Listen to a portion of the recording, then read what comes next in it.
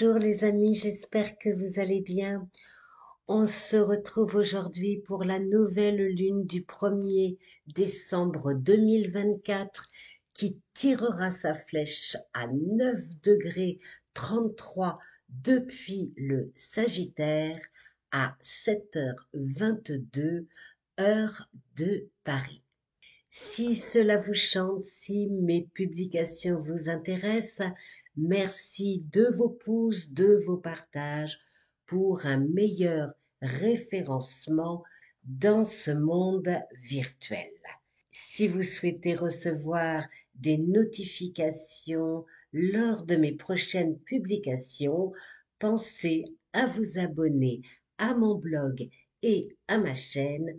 Je vous mets les liens dans la description.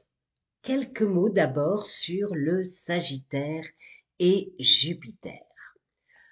Comme tous les signes de feu, le Sagittaire se repère et s'exprime en fonction d'un idéal.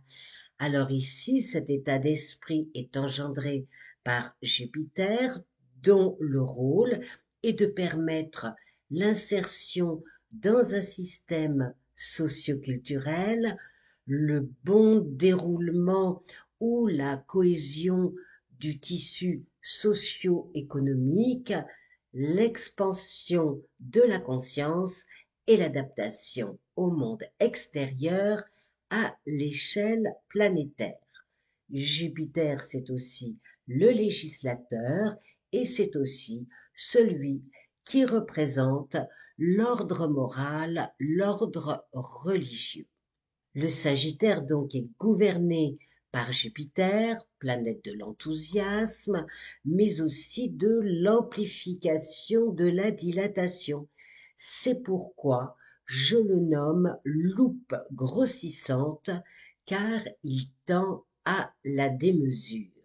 Aussi sympathique soit-il, les anciens le nommaient d'ailleurs le grand bénéfique. Il peut se montrer autoritaire, dogmatique, imposant sa loi et dangereux de par ses mauvais côtés quand il vire à l'excès. Alors, Jupiter, planète de chance, de réussite, de joie de vivre, est-ce un cliché? Certes, c'est l'une des planètes les plus bénéfiques du zodiaque et ceux qui sont nés sous sa protection s'en trouvent généralement fort bien. Mais en astrologie, rien n'est jamais tout noir ou tout blanc. Saturne, par exemple, qui a si mauvaise réputation, peut s'avérer positif car il nous aide à devenir responsables de nos actes, de nos décisions. Il peut nous assurer que le temps joue favorablement pour nous. Il faut juste être patient. Pour Jupiter, c'est l'inverse. Du porteur de chance, il peut devenir un facteur de malchance. Lorsqu'il vous titille, c'est la plupart du temps sans trop de méchanceté.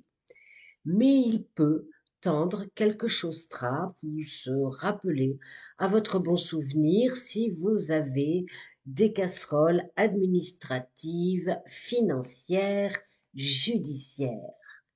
S'il symbolise la force d'expansion, il est aussi le dieu de la lumière et tient dans ses mains le foudre prêt à l'abattre sur quiconque défie ses lois.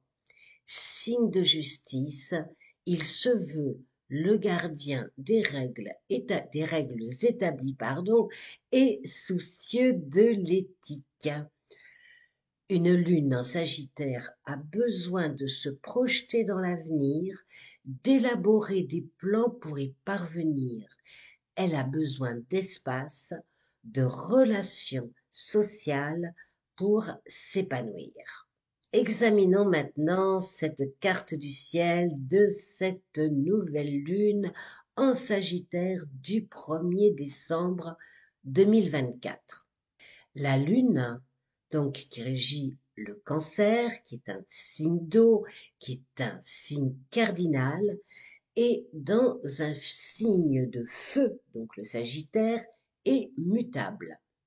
Alors, elle est en conjonction au Soleil, hein, comme à chaque nouvelle lune. Le Soleil est le maître du Lion, signe de feu. Les émotions sont plus réactives et expansives. Après avoir bien mariné ses projets afin de les initier, sous son impulsion, plus question de se nourrir des songes, mais celui de concrétiser ses rêves en passant à l'action. Donc vous voyez, cette lunaison est opposée à Jupiter, à 17 degrés en Gémeaux. Elle annonce, c'est une opposition, donc elle annonce des rapports de force, d'autorité, des négociations diplomatiques compliquées. On peut se retrouver en difficulté pour s'affirmer, soit c'est trop, soit c'est pas assez. On peut se sentir galvanisé par un projet, mais aussi par une revendication, un besoin de dire la vérité, sa vérité. Cette lunaison, hein, donc le Soleil et la Lune, formera un carré à Saturne, donc ça engendre des frustrations, un sentiment d'inutilité, de ne pas être écouté, de ne pas être compris, l'impression de faire du surplace, voire même de reculer. Les responsabilités sembleront pesantes. Il s'agira peut-être de redéfinir ses limites personnelles, de les définir plus clairement, afin de ne pas verser dans la victimisation, hein, donc Saturne est quand même en Poisson, ou piquer une grosse colère à retardement sous l'effet de la maîtrise de Jupiter sur cette nouvelle lune. Cette lunaison aura un renfort de taille, hein, par son trigone à Mars dans le signe du Lion, signe de feu. Autant dire qu'elle aura du ressort, du répondant, du courage, de l'initiative pour poursuivre ses objectifs avec force et passion, quitte à tout renverser sur son passage. Mais attention à l'impulsivité, à l'agressivité, pouvant mener à des extrémités, voire même des violences euh, mal maîtrisées. Alors, parce que Mars est aussi opposé à Pluton. C'est pas nouveau, c'est pas fini. Cette opposition se trouve dans l'axe Lion-Verseau, hein, jusqu'à début janvier, donc se situe dans un paysage fixe. Elle évoque une énergie brûlante, compétitive. Elle indique une dynamique de pouvoir brutale. Bon, j'ai déjà évoqué le sujet, je vous place le lien dans la description. Bon, alors revenons à Jupiter et regardons ce qu'il raconte. Opposé à la nouvelle lune, nous l'avons vu, il est également à Mercure qui est positionné à 20 degrés du Sagittaire en mode marche arrière. Donc Jupiter aussi, hein, il est rétrograde. Donc sous l'effet de ces deux planètes rétrogrades, il est bien possible que certains rétropédalent. Le souci de cette opposition est qu'elle peut mener à la confusion suite à des décisions pas forcément comprises ou compréhensibles. Il faudra faire preuve de discernement sur des promesses qui s'envoleront ou partiront en fumée. En tout cas, cette opposition annonce des débats animés, des contrats, mais aussi des ruptures de contrats, un manque de clarté dans la communication, alors plus par volonté de ne pas tout dire que par mensonge calculé, bon, même s'il faudra tenir compte, hein, de cette option dans certains cas. Donc on le rappelle, Jupiter est le maître du Sagittaire, il se trouve en Gémeaux, et Mercure est le maître des Gémeaux et se trouve en Sagittaire. Donc ça fait vraiment des oppositions. Attention aux mots que l'on prononce afin qu'ils ne deviennent pas une arme à double tranchant pouvant reconfigurer une situation mais pas forcément dans le bon sens du terme. Côté plus, elle signale une opportunité de dialogue avec de nouvelles perspectives pour accorder ses violons. Mais Mercure est au carré de Saturne, donc il peut provoquer des malentendus, du découragement, envie de baisser les bras et de dire bon ben tant pis, je ne discute plus, je ne parle plus et advienne que pourra. La tendance aussi à être endormi par de belles paroles ou celle de vouloir lever le voile sur des incompréhensions sera le lot du carré Mercure-Neptune, avec tout ce que ça pourra comporter de mensonges, de vérités dévoilées, d'embrouilles pour faire taire la vérité, ou faire quelques arrangements avec elle, voire même aussi avec sa conscience pendant qu'on est, quitte à user de manipulation. Mais reste à savoir si elles tiendront la route longtemps, car cette lune en Sagittaire, éprise de vérité, pourrait débusquer quelques traquenards et les révéler au grand jour à la face du monde. Jupiter au carré de Saturne peut engendrer de la colère due à un manque de reconnaissance, mais il évoque également une situation de crise, notamment financière, on ne va pas se le cacher. Avec Jupiter, une goutte qui fait déborder le vase, ça ressemble à un raz-de-marée, mais un ras-le-bol, un franc ras-le-bol. Il sera difficile d'échapper à ces obligations, même si elles sont pesantes, sous cette configuration.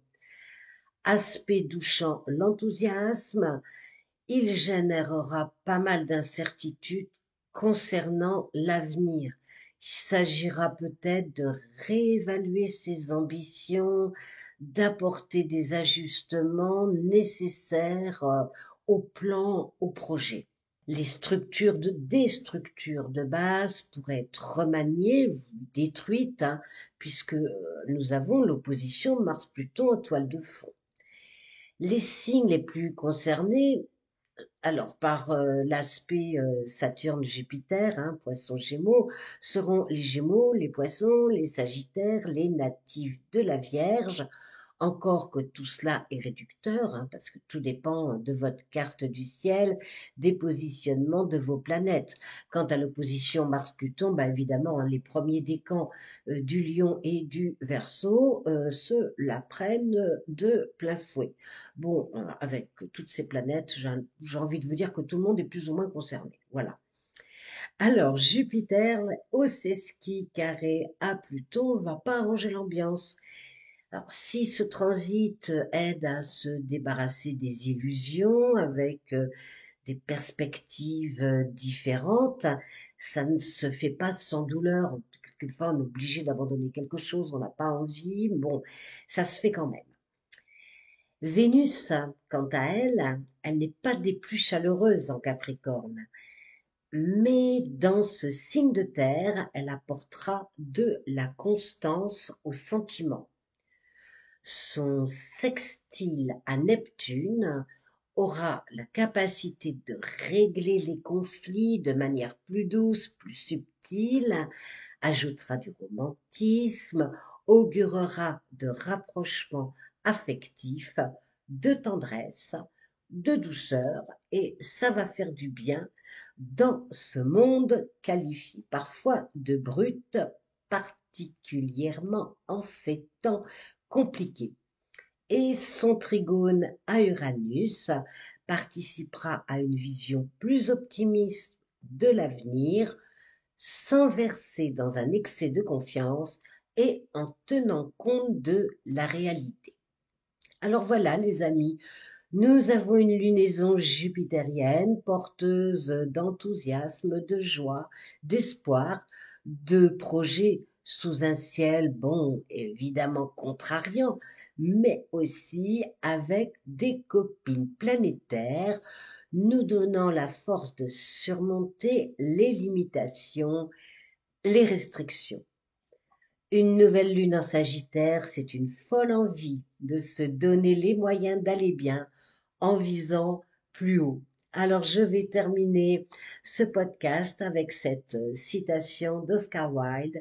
Il faut toujours viser la lune, car même en cas d'échec, on atterrit dans les étoiles. Je vous dis à très vite. Au revoir.